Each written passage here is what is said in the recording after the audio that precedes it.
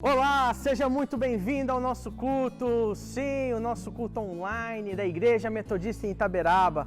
Você que está aí com a sua família, seja muito abençoado. Você que está aí sozinho, também seja muito abençoado e amado por todos nós. Sejam todos bem-vindos a esse momento. Aproveita, antes de tudo, para o que você está fazendo aí.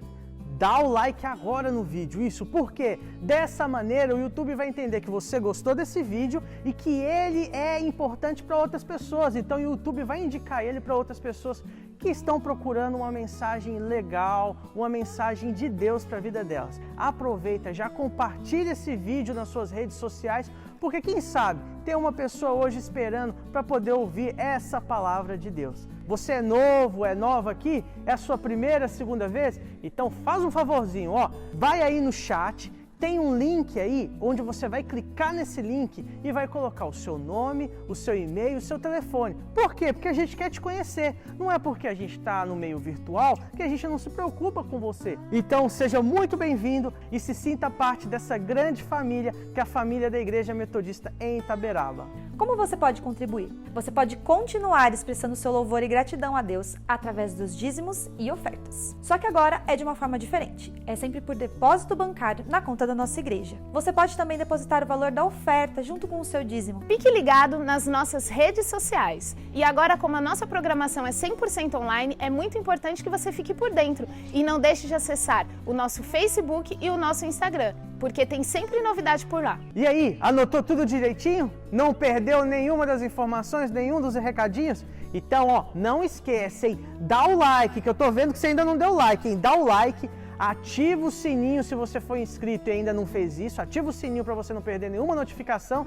E se você não é inscrito ainda, se inscreva para você não perder mais nenhum culto e nenhuma atividade nossa. Então, bora lá pro culto?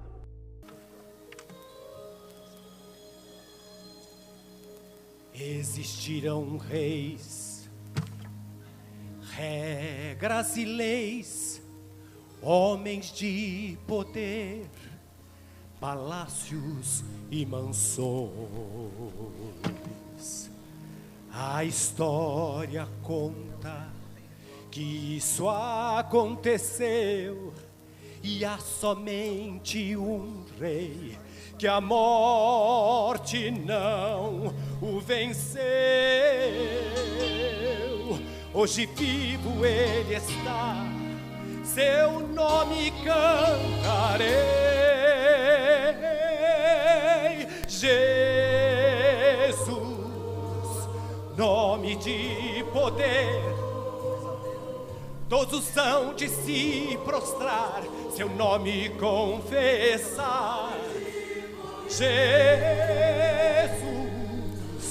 nome de poder, para sempre reinará, o nome sem igual. Jesus, nome de poder.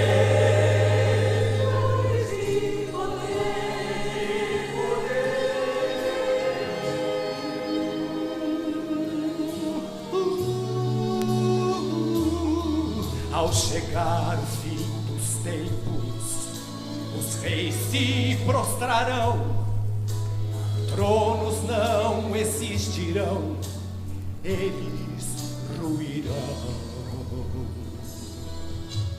Todos saberão que Cristo é Senhor, e hão de vê-lo em glória, vindo lá do céu. Os remidos do Senhor brandarão em alta voz.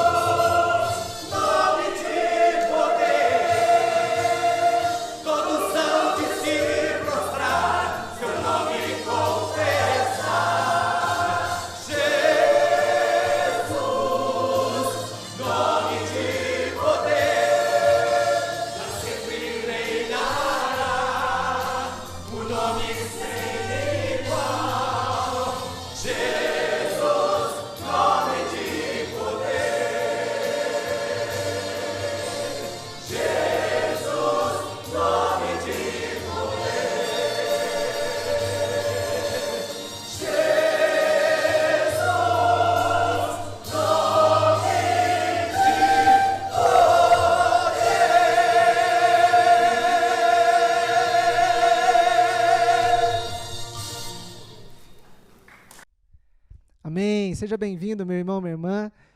Oportunidade de estarmos juntos, mais uma vez no nosso culto online, que a graça e a bondade de Jesus te alcance aí aonde você está. Estamos iniciando o ano de 2021, um tempo novo que o Senhor nos proporciona. Por isso eu quero ler com você a expressão do salmista, no Salmo de número 96, os primeiros 3 versículos, que dizem assim, o Salmo 96. Cantai ao Senhor um cântico novo, cantai ao Senhor todas as terras, cantai ao Senhor, bendizei o seu nome, proclamai a sua salvação dia após dia, anunciai entre as nações a sua glória, entre todos os povos as suas maravilhas. Amém? Neste primeiro culto de 2021, eu quero desejar a você que o Senhor coloque nos seus lábios um novo cântico, coloque no seu coração um novo cântico de esperança, de alegria, de fé, que possamos dar glórias ao Senhor dia após dia, durante todo este ano, em meio às lutas, às dificuldades, que o Senhor possa te sustentar em nome de Jesus. Que bom que estamos juntos nesse tempo de culto, iniciando o nosso ano juntos, e eu quero lembrá-lo da importância da sua fidelidade ao Senhor. Não deixe de contribuir com o seu dízimo, com a sua oferta. Se você ainda não trouxe o seu quilo de alimento, que você possa contribuir para a nossa cesta básica, que você possa levar o seu quilo de alimento diretamente na casa da nossa irmã Denise, ou então entrar em contato com ela ou com o nosso irmão Emerson Estela, para que eles possam te orientar a respeito das doações, tá bom? Nós vamos agora para o nosso momento de louvor, que você possa ser edificado neste momento, que você possa adorar, agradecer ao Senhor através dos louvores, e depois também teremos um momento de ministração da palavra. Fique conosco, eu tenho certeza que o Senhor vai continuar a falar ao seu coração, em nome de Jesus. Amém?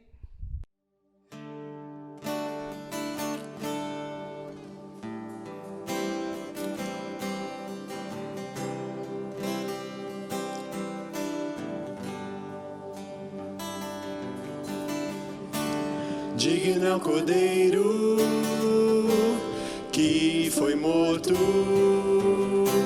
santo, santo ele é. Um novo cântico ao que se assenta sobre o trono do céu. Digno é o Cordeiro que foi morto, santo, santo ele é. Um novo cântico ao que se assenta sobre o trono do céu.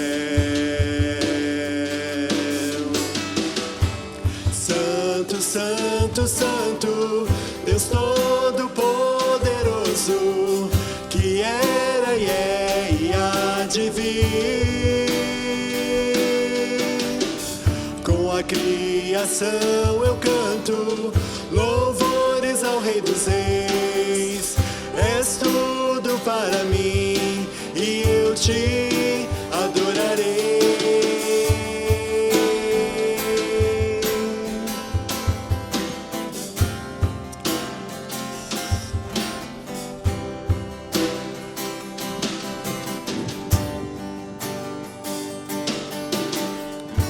Está vestido do arco-íris, sons de trovão, luzes, relâmpagos, louvores, honra e glória, força e poder para sempre, ao único Rei eternamente. Santo, santo, santo, Deus Todo-Poderoso, que era e é e há de vir. Com a criação eu canto louvores ao Rei dos Reis. És tudo para mim e eu te adorarei.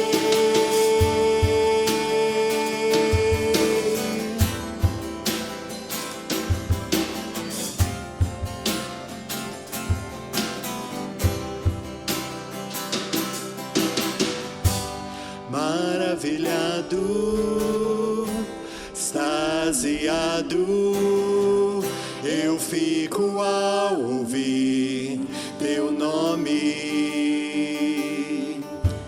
Maravilhado, extasiado, eu fico ao ouvir teu nome. Jesus, teu nome é força, é fôlego de vida, misteriosa água viva.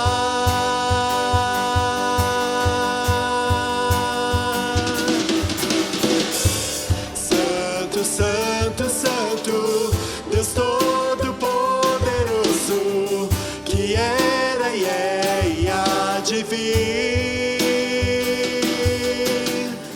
Com a criação eu canto louvores ao Rei dos Reis. És tudo para mim e eu te adorarei. Santo, santo, santo, Deus Todo-Poderoso, que era e é e há de vir. Com a criação eu canto louvores ao Rei dos Reis. És tudo para mim e eu te adorarei.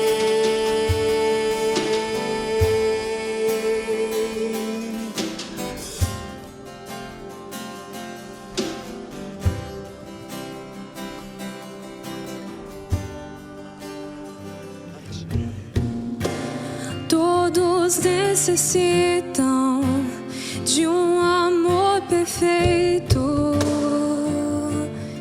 perdão e compaixão.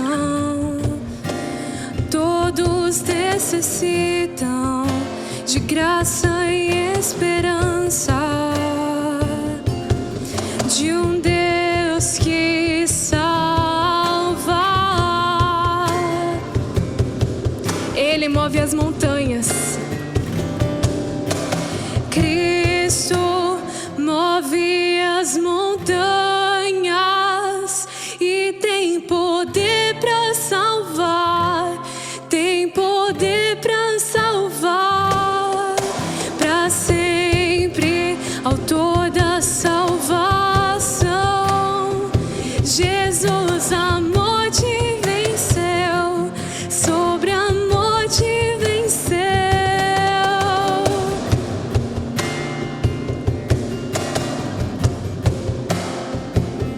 Diga isso, que Ele te aceita com os seus medos, suas falhas e seus temores.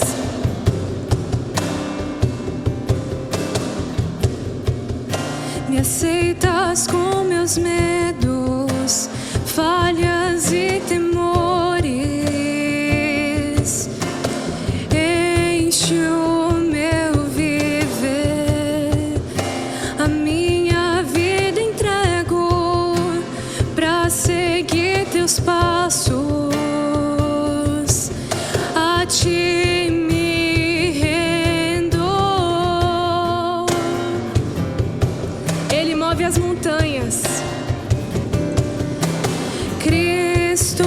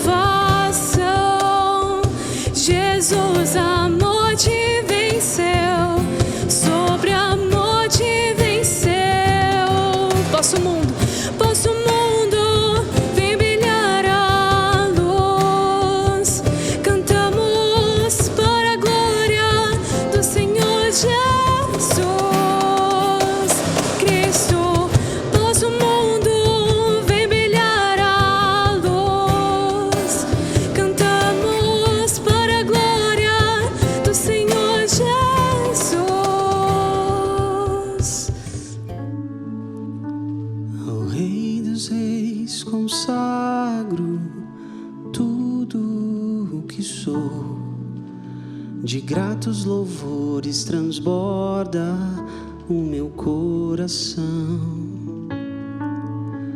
A minha vida eu entrego nas tuas mãos, meu Senhor, pra te exaltar com todo o meu amor. Eu te louvarei conforme a tua justiça e cantarei louvores, pois tu és altíssimo. Celebrarei a ti, ó Deus, com meu viver.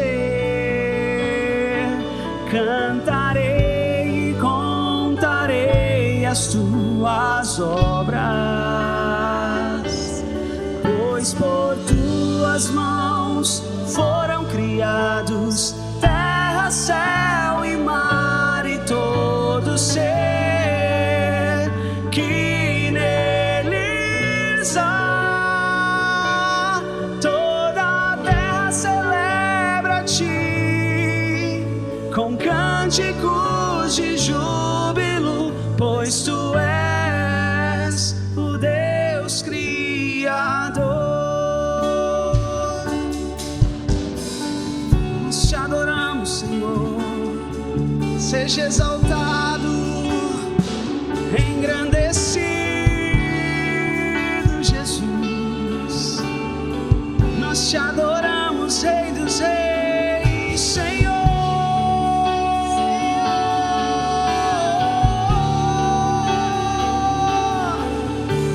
Ao Rei dos Reis consagro tudo o que sou. De gratos louvores transborda o meu coração. A minha vida eu entrego nas tuas mãos, meu Senhor, pra te exaltar com todo o meu amor. Eu te louvarei conforme a tua justiça e cantarei louvores, pois tu és altíssimo. Celebrarei a ti, ó Deus, o meu viver.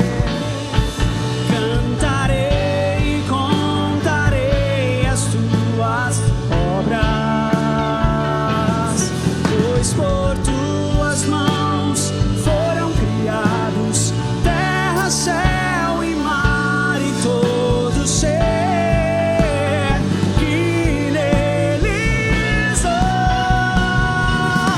Toda a terra celebra a ti com cânticos de júbilo, pois tu és o Deus Criador.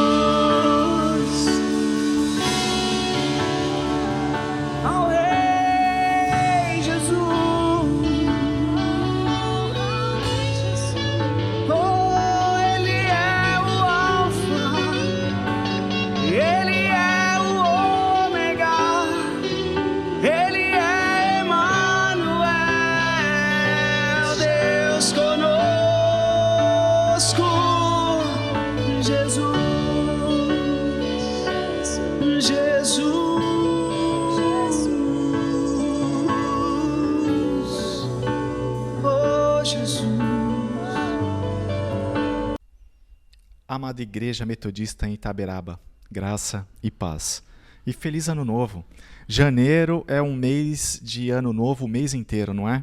E que alegria estarmos juntos neste começo de ano, neste momento quando carregamos as nossas baterias para encarar a caminhada durante 2021, que está apenas começando.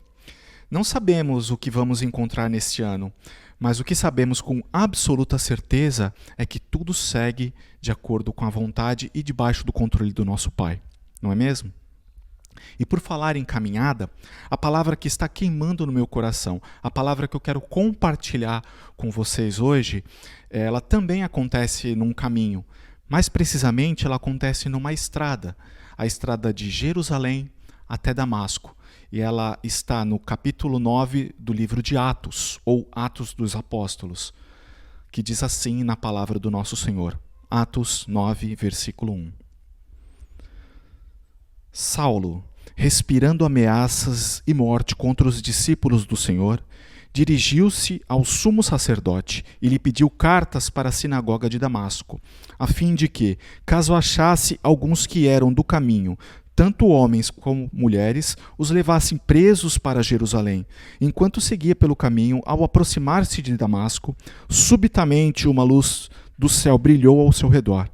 Ele caiu por terra e ouviu uma voz que lhe dizia: Saulo, Saulo, por que me persegue?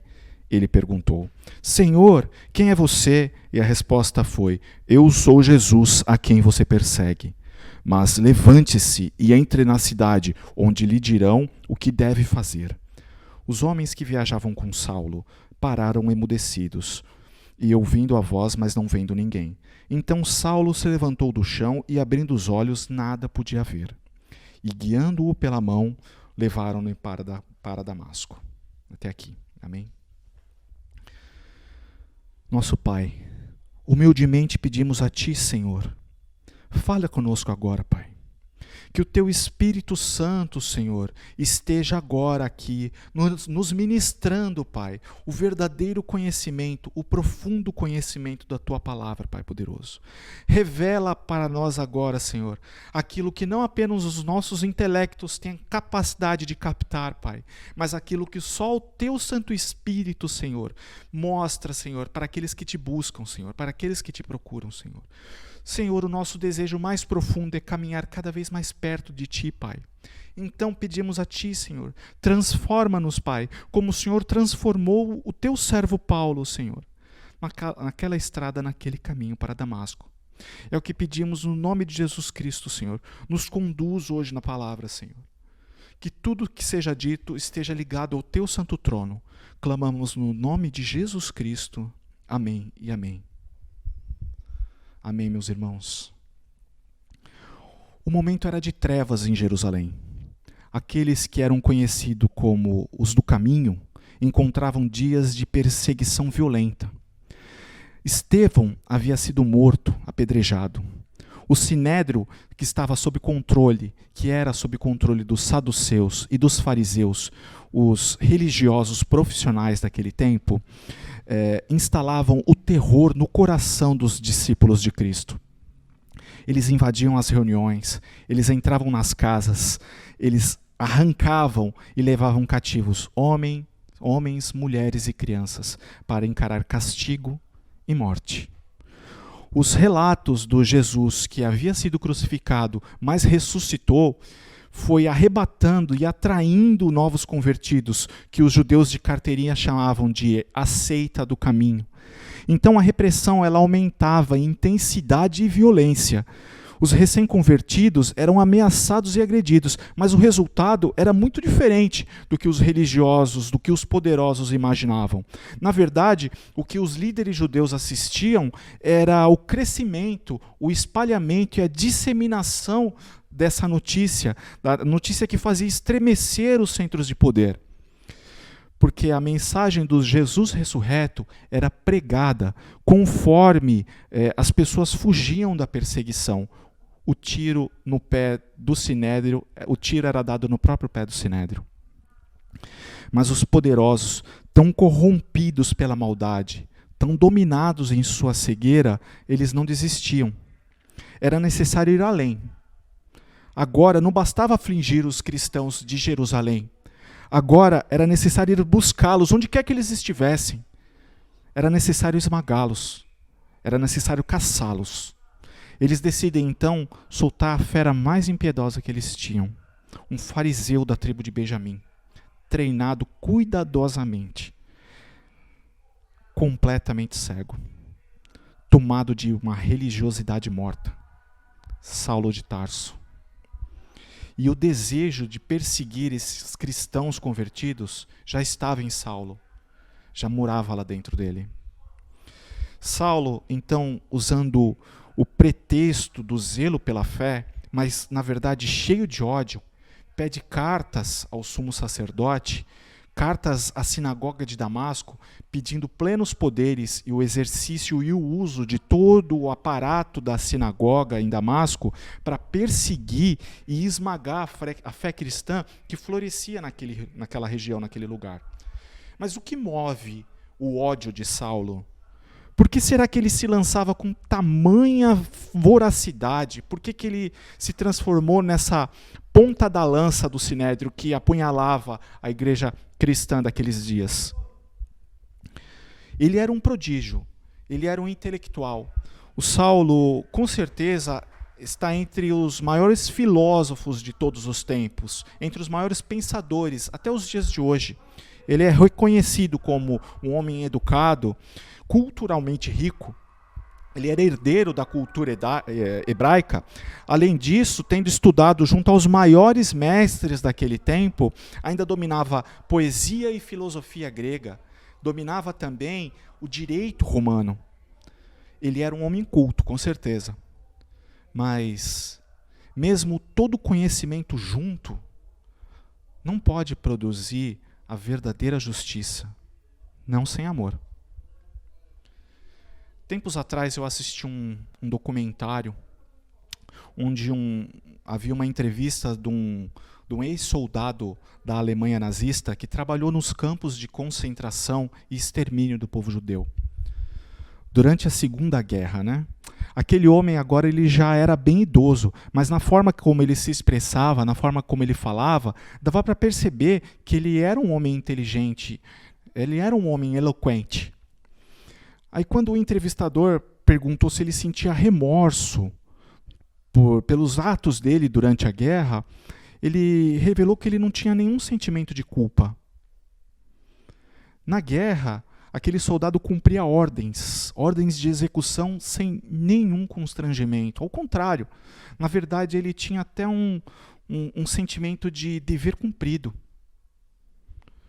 Ele estava lá cometendo as maiores atrocidades contra um ser humano, contra um semelhante, sem nenhum pingo de arrependimento. A ideologia nazista, ela associava o povo judeu a ratos, animais imundos, animais que provocam asco, nojo na gente, não é? E, de alguma forma, aquilo ficou tão fixado na cabeça do soldado que quando ele via pessoas na câmara de gás, ele olhava pessoas na câmara de gás, mas ele via ratos lá dentro. E então ele simplesmente abrir uma válvula e deixar o gás inundar a câmara, matando aquelas pessoas. Nós podemos pensar que isso é distante, porque se trata de um soldado nazista doutrinado naquele tempo, né? Mas deixa eu falar para você sobre uma outra situação. Deixa eu te falar sobre Ruanda. Séculos atrás, quando os belgas chegaram em Ruanda, eles encontraram uma comunidade muito unida. E uma forma deles se apoderarem, uma forma deles dominarem com mais facilidade aquela sociedade foi criar uma divisão. Eles então criaram castas, os Tutsi e os Hutus. E a forma de fazer essa divisão ela foi muito simples, muito prática, na verdade. Aquela pessoa que tinha mais de 10 vacas era uma Tutsi, e quem tinha menos do que 10 vacas era um Hutu. Acontece que essa separação, essa divisão de castas, ela foi passando de geração a geração.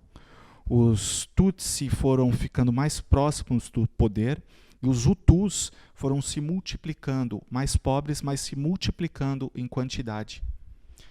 Acontece que toda a dificuldade, todo o desânimo, todo o ódio que os Hutus começaram a nutrir pelos Tutsi começou a gerar um sentimento de empinchar, de taxar os Tutsi como baratas. E era comum eles se referirem aos Tutsi como baratas, roubando ali aos poucos, dilapidando ali aos poucos a humanidade deles e nutrindo cada vez mais ódio, os Hutus pelos Tutsi.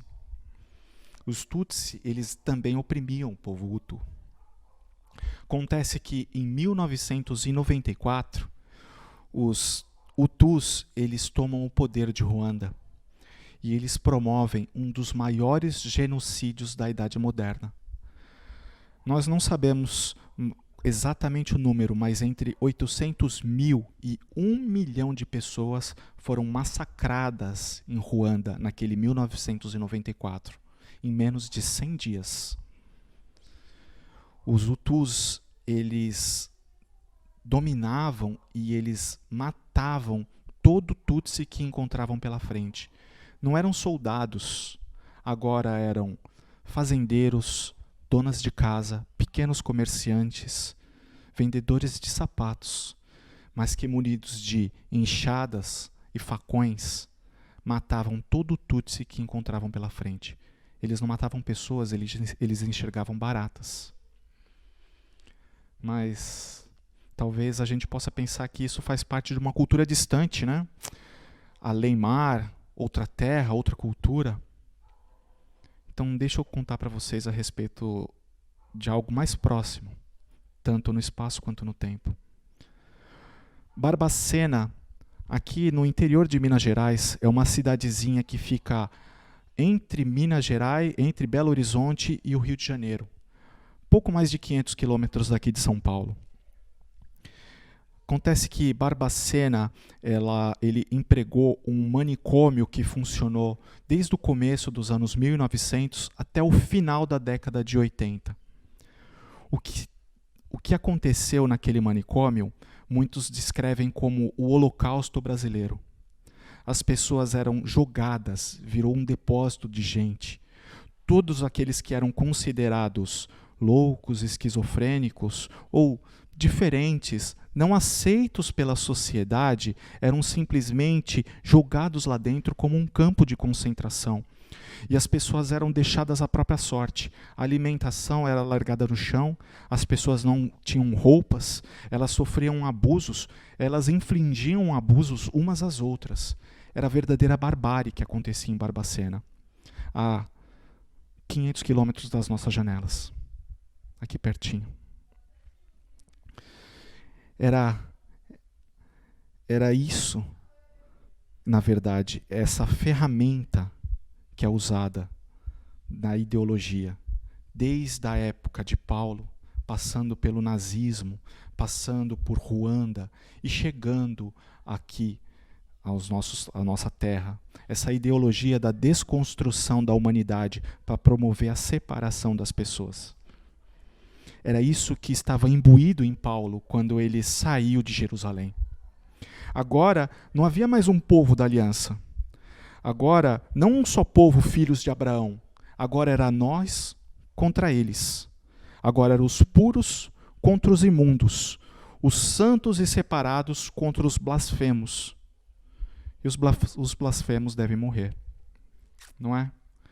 Não é mais ou menos assim, às vezes, que hoje nós tratamos os nossos irmãos?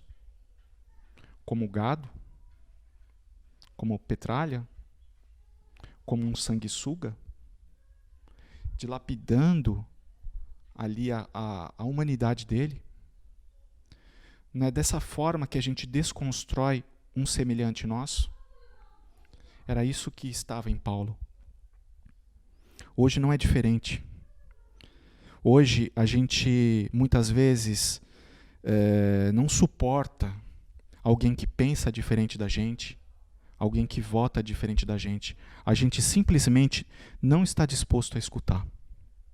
nós roubamos assim a humanidade e matamos o próximo no nosso coração. Assim que Paulo se põe a caminho de Damasco. A viagem de Jerusalém até lá, ele demorava cerca de 1 semana. E o que povoava o coração dele era isso.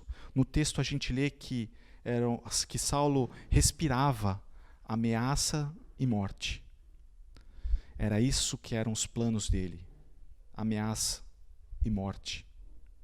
Acontece que os planos de Saulo, eles estavam prestes a serem frustrados. Era próximo do meio-dia, quando Saulo já se aproximava de seu destino, quando uma luz tão forte surgiu do céu, tão brilhante, que deixou Saulo no chão, completamente rendido. Então Saulo escuta as palavras: Saulo, Saulo, por que você me persegue? E ele pergunta: Senhor, quem é você?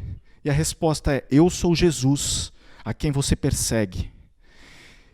E o que Jesus revela ali para Saulo é absurdo, isso é uma revelação de Jesus.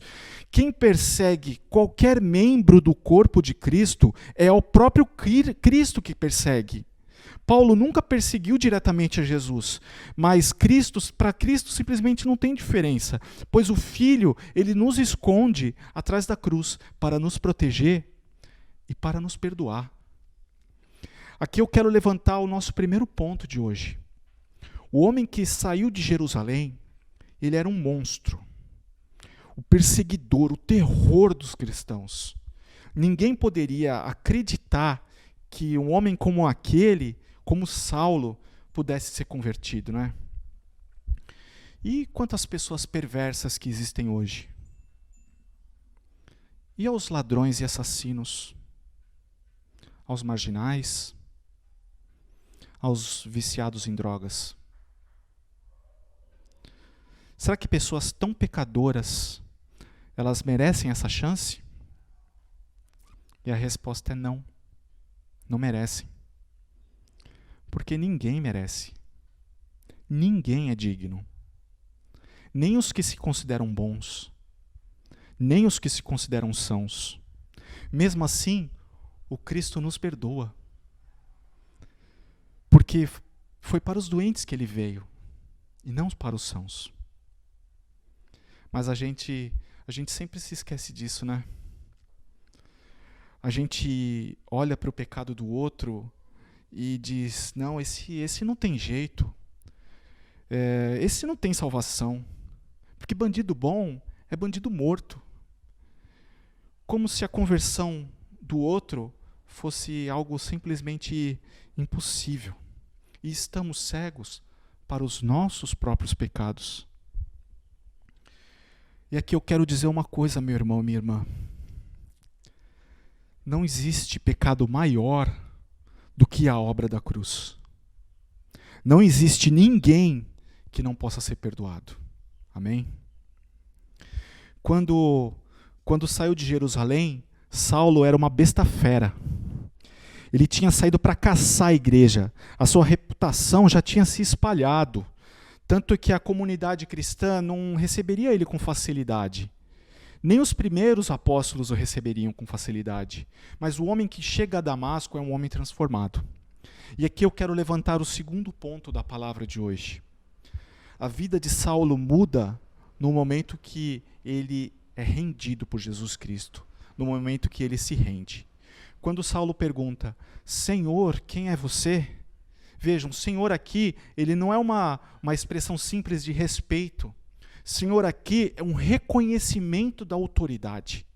Aquela manifestação de Jesus em glória, brilhando mais forte do que o sol de meio-dia, era como se o fundamentalismo fariseu de Saulo se solidificasse em seus olhos. Era como se aquilo que já tampava a visão espiritual dele, agora se manifestasse como uma cegueira e vedasse os olhos carnais de Paulo. E Saulo, que mandava e desmandava, mandava prender e mandava açoitar, agora ele precisaria ser guiado pelo braço. Saulo já não era mais dono de si. Agora ele tinha um senhor. Saulo tinha um senhor que o conduzia. E chegamos ao terceiro ponto da nossa pregação. Saulo, o touro bravo do Sinédrio, convertido na estrada para Damasco, agora era uma ovelha do rebanho de Jesus. E as ovelhas reconhecem a voz do seu Senhor. O interessante desse texto é que, após a conversão, Jesus não muda o destino geográfico de Paulo. Ele continua a caminho de Damasco. O que Jesus converte é o propósito. Jesus converte o coração de Saulo. Muitas vezes, o Senhor, Ele não vai nos tirar do lugar onde estamos. Talvez o propósito de Deus seja nos usar naquele lugar, sinalizando o reino, levando a palavra de Deus naquele lugar. Jesus Cristo, orando ao Pai, clamou, não peço que os tire do mundo, Pai, mas que os livres, que os guardes do mal. E quando nos convertemos, às vezes temos a falsa impressão de que devemos romper completamente com o mundo lá fora, caminhar por uma estrada diferente ou fazer uma conversão de 180 graus, voltando pelo nosso caminho. Acontece que a nossa conversão, ela é em primeiro lugar do coração. Daí então, atentos a ouvir o propósito de Deus na nossa vida, devemos servir a Jesus aonde estivermos. Porque Deus, Jesus, Ele prefere, Jesus, Ele deseja que sejamos sal e luz neste mundo, levando a palavra, vivendo o Evangelho, proclamando que Jesus vive e que os nossos pecados foram perdoados e agora nós temos livre acesso ao Pai através do nome de Jesus. Esticando agora as fronteiras do reino para fora das nossas igrejas, alcançando os nossos trabalhos, alcançando as nossas escolas, os nossos lares, as nossas faculdades, a nossa vizinhança.